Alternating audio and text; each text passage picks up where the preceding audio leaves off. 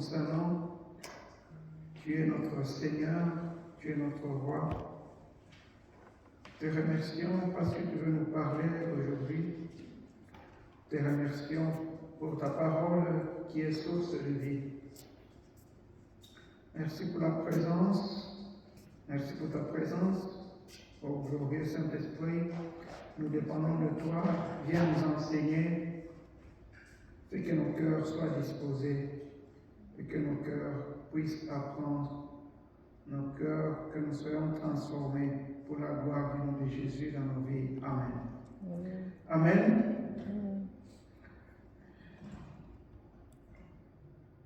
Dieu accomplira ce qu'il a commencé. Amen. Dieu accomplira ce qu'il a commencé dans nos vies. Amen. Il est l'alpha et il est l'oméga. Amen. Nous allons lire un passage du livre de l'Apocalypse au chapitre 21.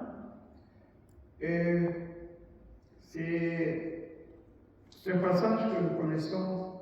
Il est d'ailleurs été plusieurs fois dans le livre de l'Apocalypse. On parle,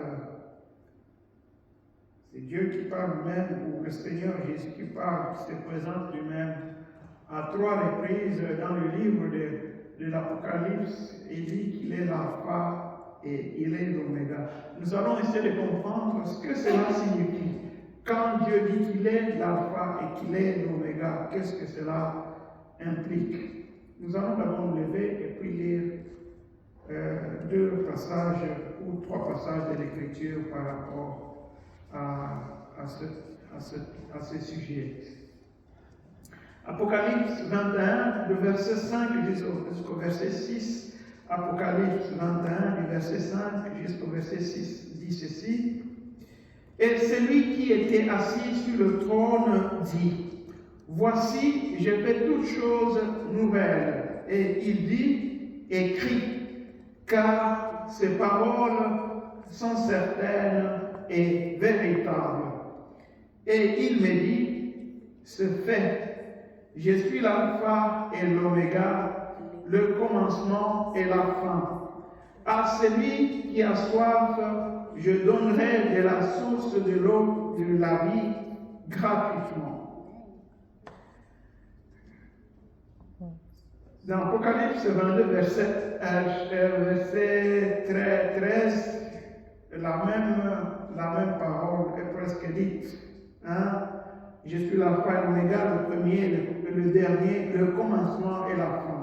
Et dans Apocalypse chapitre 1, verset 8, la même parole est répétée.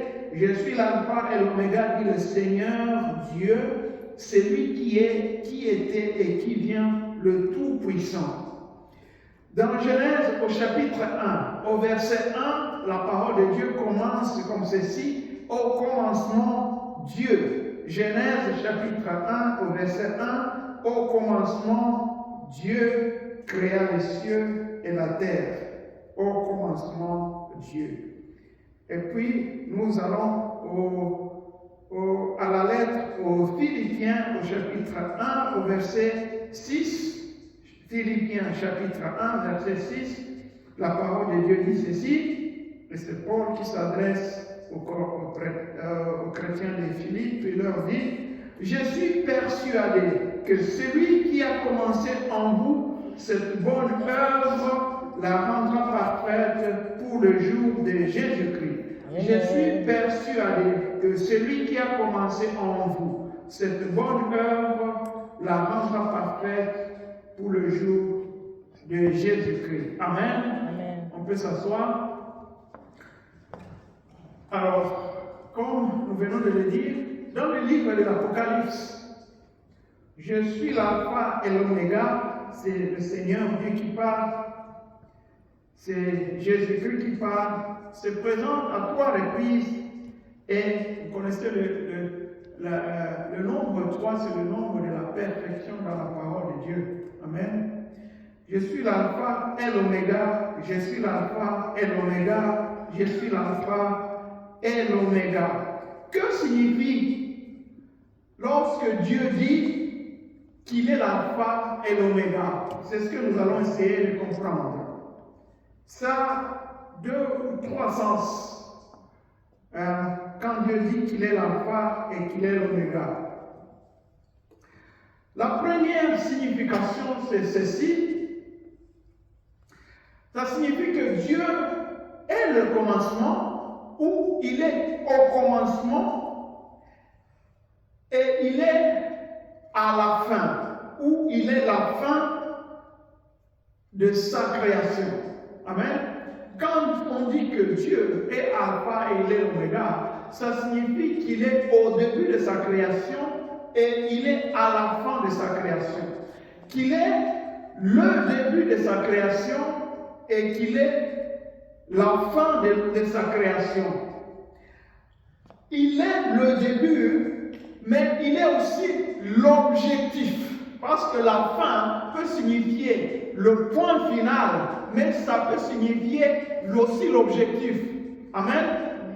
La fin d'une chose, ça signifie le point final, mais aussi ça peut signifier l'objectif final d'une chose. Si je dis par exemple, tu vas faire une course, la fin de la course peut être le point où vous allez stopper, mais ça peut signifier aussi ce que vous allez obtenir à la fin de votre course.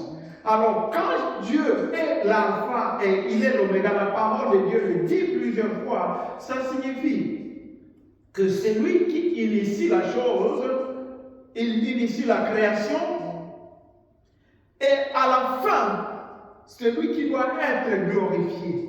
Amen. C'est lui qui doit être glorifié. Donc, l'ordre que Dieu a placé dans sa création, c'est très important que cet ordre-là soit maintenu et respecté jusqu'à la fin. C'est ça ce que signifie Dieu est alpha et l'oméga dans sa création. Alors, lorsque les gens troublent l'ordre que Dieu a placé, à ce moment-là, il est l'alpha, c'est-à-dire le commencement de la chose, de la création. Mais lorsque les gens troublent l'ordre qu'il a placé, ils vont produire quelque chose qui est différent. À ce moment-là, il n'est plus l'oméga de cette création. Vous troublez l'ordre que Dieu a placé dans sa création, vous causez des problèmes. Amen.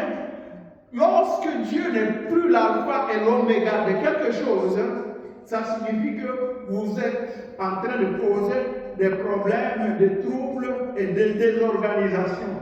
Vous savez par exemple que c'est Dieu qui a créé les arbres, il a créé l'air, il a créé l'oxygène dont nous jouissons chaque jour. Mais qu'est-ce qui s'est passé?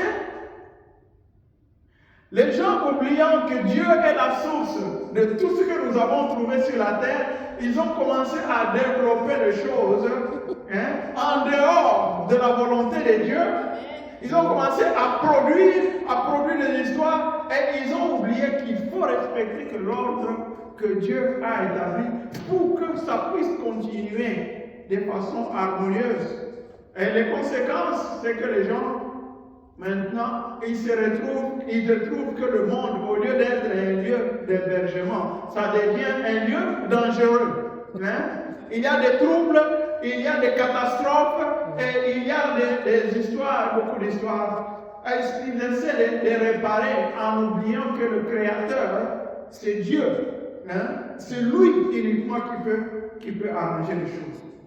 Amen. Tout développement doit savoir que Dieu est alpha et qu'il est l'oméga. Amen. C'est très important. Et aussi dans nos sociétés, Dieu a établi un certain ordre de choses. Nous savons que dans nos familles, il y a des papas, des mamans et il y a des enfants. Il y a un ordre que Dieu a établi. Lorsque l'ordre que Dieu a établi est désorganisé, il y a ce qu'on appelle le désordre, il y a la rébellion, il y a la destruction. On le constate lorsque, par exemple, il n'y a plus cette harmonie-là dans nos familles, les enfants deviennent peut-être des rois, commencent à décider, ou dans nos classes ou dans nos sociétés, lorsque les enfants commencent à décider, ça devient le désordre. Dans la classe, le maître et les adultes ne sont plus adultes, ils ne peuvent plus décider, ce sont maintenant les enfants qui commencent à décider. Lorsque les féministes, par exemple, croient que l'homme et la femme sont tous égaux, bien sûr que nous sommes tous des humains, nous sommes égaux, mais il y a un ordre dans la famille. Mais lorsque vous mettez le rôle de l'homme à la place de la femme, le rôle de la femme au lieu de la place de l'homme, vous troublez de l'ordre et vous causez du trouble dans la famille. Il y a ce qu'on appelle des divorces et des divorces qui arrivent. Amen. C'est très important de comprendre cela. Lorsque dans notre corps, le doigt n'est plus pour faire son travail, comment se fait le travail de la tête, et lorsque nos pieds commencent à faire le travail de l'épaule, ça devient un problème. Lorsque nos organes, pour lesquels Dieu a destiné pour faire ceci, vous commencez à les utiliser pour faire autre chose, Dieu n'est plus l'alpha et l'oméga. Amen. C'est très important pour qu'il y ait de l'harmonie dans la société. C'est très important que la fin, c'est-à-dire l'objectif pour lequel Dieu a créé cette chose, soit respecté. Sinon, il y a du désordre. Amen. Amen. L'homme est fait pour se marier avec une femme.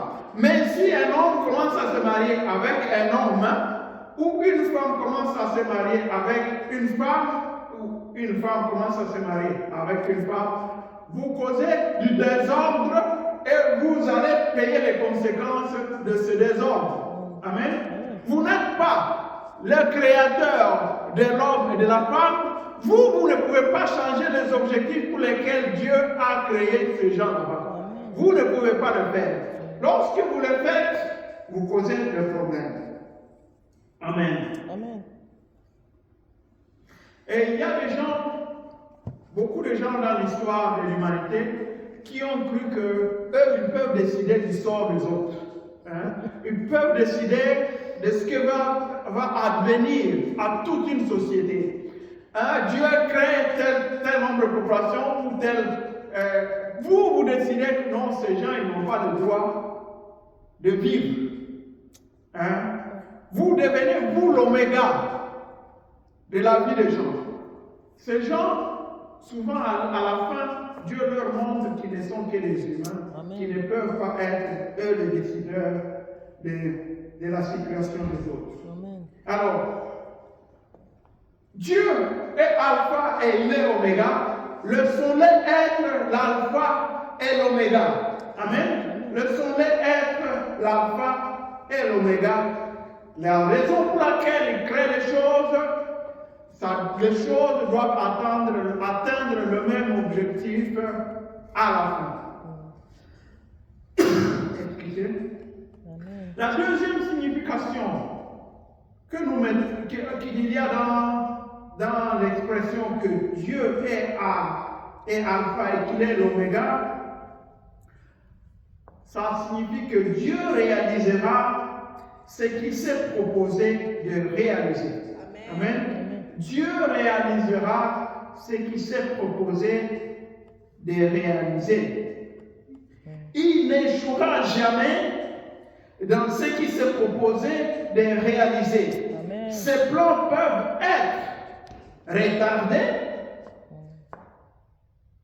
mais il réalisera ce qu'il a planifié.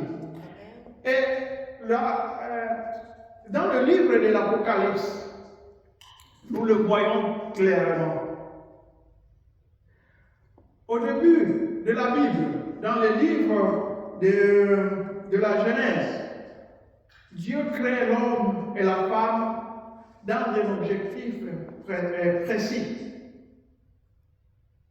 Mais ce plan a été troublé par la rébellion de Satan et par le péché qu'il a entraîné, qu'il a mené auprès de l'homme.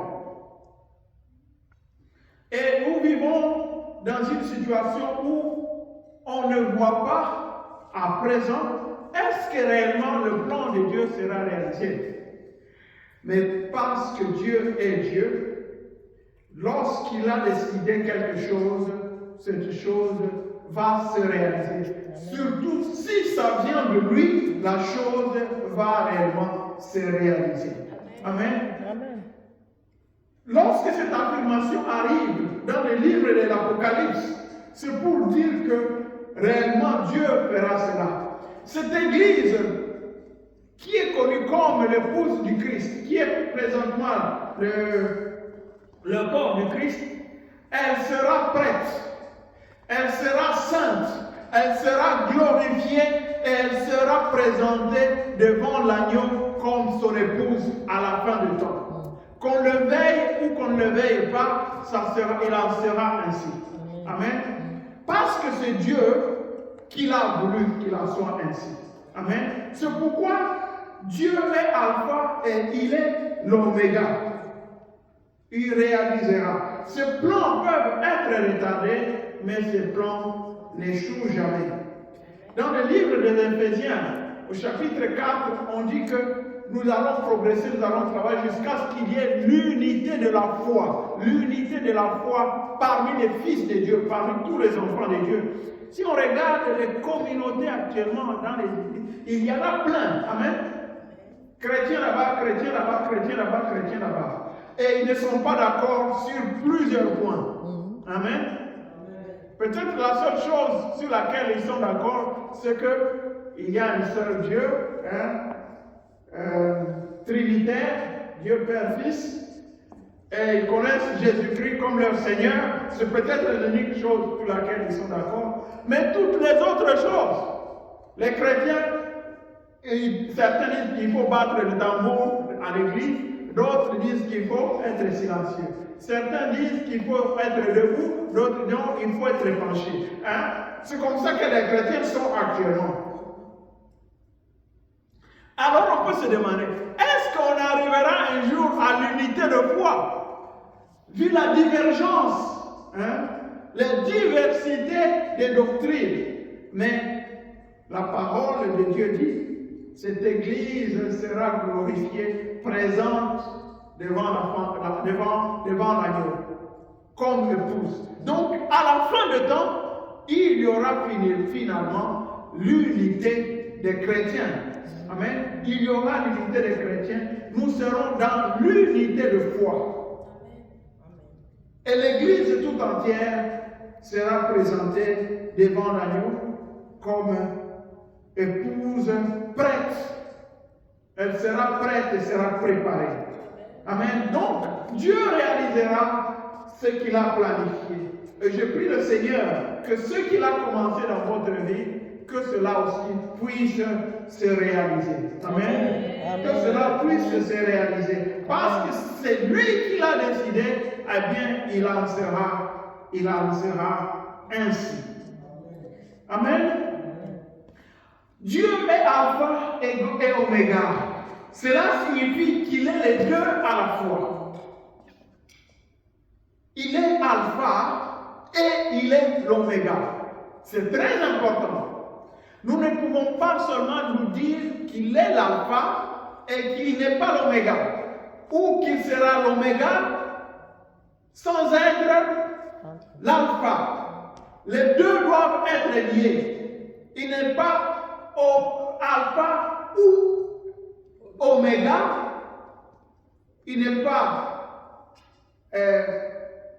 Oméga ou Alpha, mais il est Alpha et Oméga, les deux à la fois. Comme tu es africain et noir, comme tu es français et européen, tu es les deux à la fois. Amen. Alors, c'est très important. On doit le reconnaître tel qu'il est. On doit le reconnaître dans la vie de chaque jour comme Alpha et il est Oméga. Il ne doit pas seulement être Alpha ou seulement Oméga dans notre vie. Qu'est-ce que cela signifie? Qu'est-ce que cela signifie? Maintenant, c'est la concrétisation dans notre propre vie de cette parole que Dieu est Alpha et l'Oméga. Que signifie que faire de Dieu Alpha et non de l'Oméga dans une action ou dans une œuvre? Qu'est-ce que cela pourrait signifier? Faire de Dieu Alpha et non pas le reconnaître comme Oméga, ça signifierait quoi? Ça signifierait que nous commençons quelque chose avec Dieu, mais nous ne finissons pas avec lui. Je répète ce que je dis, et c'est très important que l'on puisse, nous puissions intérioriser ceci. Que signifierait faire de Dieu l'alpha de quelque chose, ou d'une œuvre, ou d'une situation? Ça signifie débuter avec Dieu, mais petit à petit, abandonner Dieu et faire ce que l'on veut. C'est ça, faire de Dieu Alpha et ne plus le reconnaître comme l'Oméga. Et que signifierait faire de Dieu l'Oméga alors qu'il n'a pas été l'Alpha de la chose? C'est-à-dire quoi? Toi, tu commences tes histoires toi-même.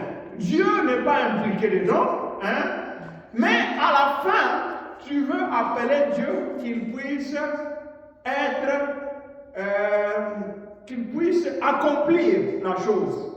C'est ça, faire de Dieu l'Oméga sans faire de lui l'Alpha. Les deux situations sont des situations que Dieu n'accepte pas.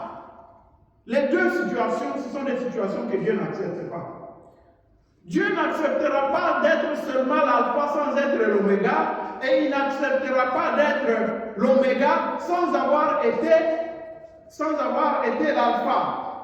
Il n'acceptera pas. Dieu doit être au début, il doit être la source, il doit être l'inspirateur, il doit être l'initiateur de tout ce que nous entreprenons dans la vie de chaque jour. Il doit être l'alpha. La parole de Dieu, au commencement, Dieu. Au commencement, Dieu. C'est très important dans notre vie que nous puissions dire, au début de ce mariage, Dieu. Au début de ces études, Dieu. Au début de cette entreprise, Dieu. Au début de cette construction, Dieu. Au début de ce plan, Dieu. Au début de ce voyage, Dieu. Amen. C'est très important que ce soit cela. Il doit être au début de chaque jour. Au début de cette journée, Dieu. Amen. Au début de ce projet, Dieu. C'est très important pour les enfants de Dieu que les enfants de Dieu qui ne commencent jamais quelque chose sans que Dieu en soit l'initiateur. La parole de Dieu dit que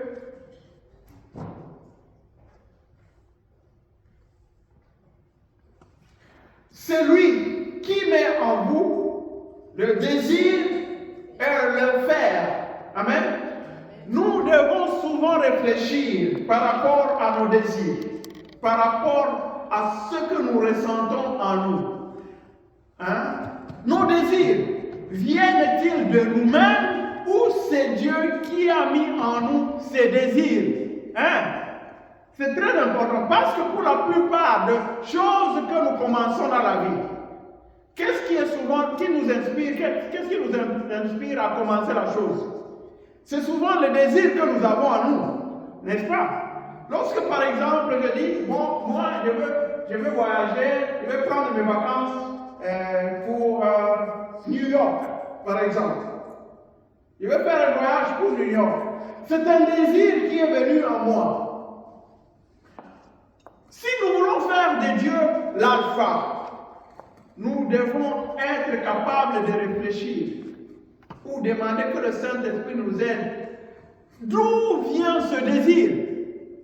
Si c'est un désir qui ne vient que de toi-même, ça signifie que Dieu n'en est pas à l'origine. Dieu n'est pas l'alpha dans ce que vous voulez commencer là-bas. Hein?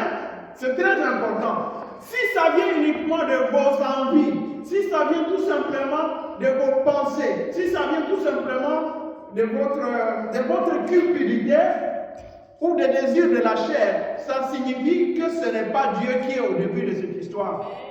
Il faut que le désir ait leur source en Dieu lui-même pour qu'on dise que c'est Dieu qui est l'alpha du projet. Parce que les désirs peuvent tromper les gens. Les désirs peuvent être inspirés par le diable, les désirs peuvent être inspirés par la chair, les désirs aussi peuvent être inspirés par le Saint-Esprit. Quand c'est le Saint-Esprit, en ce moment-là, on dit que c'est Dieu qui a mis en nous le désir. Et il va nous donner le courage de faire. En ce moment-là, c'est Dieu qui conduit. Alors, au début de chaque chose, Dieu. Ça, c'est l'unique garantie que nous avons qu'il y aura la protection et la réussite dans ce que nous entreprenons. Excusez. L'unique garantie dans notre vie que nous avons pour pouvoir réussir un projet, pour pouvoir réussir ce que nous entreprenons, pour pouvoir réussir notre mariage, pour pouvoir réussir notre vie, ce que nous devons nous assurer que c'est Dieu qui est au commencement. C'est l'unique garantie. Lorsque tu inities ton histoire toi-même, il n'y a pas de garantie de réussite. Il n'y a pas de garantie de protection. Et Dieu, c'est un Dieu qui tient à son honneur. Il tient à son honneur. Amen. Lorsque la parole de Dieu dit dans Ésaïe 14, verset 27, lorsque la parole de Dieu dit, l'Éternel des armées a pris cette résolution, qui s'y opposera, sa main est étendue, qui la détournerait. Ça, c'est une garantie de protection, c'est une garantie de réussite lorsque uniquement Dieu a pris la décision. Uniquement lorsque Dieu a pris la décision. Dieu doit prendre la décision pour que la chose puisse aller vers la fin. Mais Dieu doit être aussi celui qui maintient, qui nous conduit pendant le parcours et celui qui nous amène à la fin aussi. Il y a beaucoup de gens qui commencent avec Dieu. Mais au cours du chemin, petit à petit, les gens abandonnent, et petit à petit, ils amènent l'histoire qui a commencé en Dieu, ils amènent cette histoire en autre chose. C'est pourquoi Paul prie pour les Philippiens et il dit, je suis persuadé que celui qui a commencé cette belle œuvre en vous, qui l'amènera à sa perfection pour le jour de Jésus-Christ. Il l'amènera à sa perfection. C'est-à-dire celui qui a commencé, qui l'amène aussi à la perfection. Et il dit, j'ai commencé la course et il faut que je puisse l'amener jusqu'à la fin. Il y a beaucoup de gens qui détournent ce que Dieu a commencé dans autre chose. Il y a beaucoup de gens qui ont commencé avec Dieu, qui ont été appelés dans le ministère de Dieu, mais ils détournent le ministère pour autre chose. Dieu doit être au début et il doit être aussi à la fin. Nous devons absolument continuer dans la vie de chaque jour, maintenir cette relation avec le Seigneur afin qu'il puisse être aussi l'oméga. Être l'oméga, ça nous donne la garantie que nous aurons quoi? La récompense. C'est ça, c'est la garantie de la récompense. Lorsque nous avons commencé avec Dieu, mais petit à petit, si nous nous détournons et nous commençons à faire autre chose, nous n'allons pas recevoir la récompense. Nous n'aurons pas accompli la course. Nous n'aurons pas gardé la foi. C'est très important que l'on puisse se maintenir dans le même rythme avec le Seigneur jusqu'à la fin de la course. C'est très important parce que beaucoup de gens disent non, moi c'est Dieu qui a béni, c'est Dieu qui a commencé avec cette histoire ici. Mais si lorsque dans votre mariage, maintenant, vous commencez à introduire des histoires, même si c'est Dieu qui a commencé, sachez qu'à la fin, vous allez avoir quoi? Un divorce. Et vous allez commencer à dire, mais ce mariage, il y avait la prophétie qui est sortie. Il a dit que tel c'est son mari. Et c'était vrai. Hein? Mais comment est-ce que Dieu s'est trompé? Non, Dieu ne s'est pas trompé. Vous n'avez pas maintenu Dieu dans votre mariage. Et Dieu n'est plus l'oméga de vos actions dans votre mariage. Dieu a commencé avec vous, mais vous n'avez pas maintenu comme l'oméga. Donc c'est très important pour que nous puissions réussir et que nous puissions avoir la récompense, que nous puissions garder cela, que Dieu soit au début et que Dieu soit à la fin. Nous allons demander et prier au Seigneur à ce qu'il puisse réellement agir dans notre vie. Qu'il puisse agir dans notre vie, que nous soyons conscients de la dangerosité de pouvoir d'abord initier des histoires sans Dieu. Amen. Même un simple voyage, c'est dangereux de le faire si c'est un voyage que Dieu n'a pas initié. Même une simple journée, c'est très dangereux de la commencer, même si ce n'est pas Dieu qui est au début de cette journée. Même un simple travail, c'est très dangereux de le commencer si Dieu n'est pas au début de ce travail. Nous allons demander au Seigneur qu'il puisse nous rendre conscients de cela.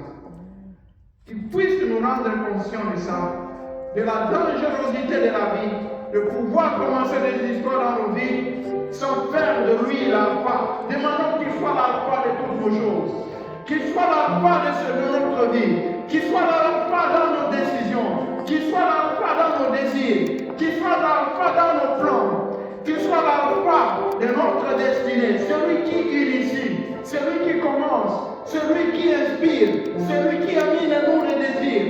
Merveilleux, glorieux Seigneur, nous t'en supplions. Nous t'en supplions pour tes enfants et pour ton peuple, pour ton Église. Fais que Seigneur, que tes enfants puissent être conscients de cela, puissent réellement vivre cela, puissent comprendre que le monde est dangereux, puissent comprendre que notre chair peut nous tromper, que nos désirs, nos pensées peuvent nous amener vers l'échec. Si ce n'est pas toi qui inspire nos pensées, si ce n'est pas toi qui inspire nos désirs, nous sommes voués à l'échec. Nous allons vers l'échec. Oh merveilleux Seigneur, conduis-nous dans ta vérité. Conduis-nous dans les désirs. Conduis-nous dans tes plans. Pour que tu sois le maître. Pour que tu sois au début. Pour que tu sois l'initiateur. Pour que tu sois celui qui nous conduit. Nous t'en supplions Seigneur. Par nous-mêmes, nous ne serons rien. Par nous-mêmes, nous sommes voués à l'échec. Par nous-mêmes, nous allons vers notre chute. Par nous-mêmes, nous ne connaissons rien. Nous dépendons de toi, Seigneur. Nous dépendons de ta grâce.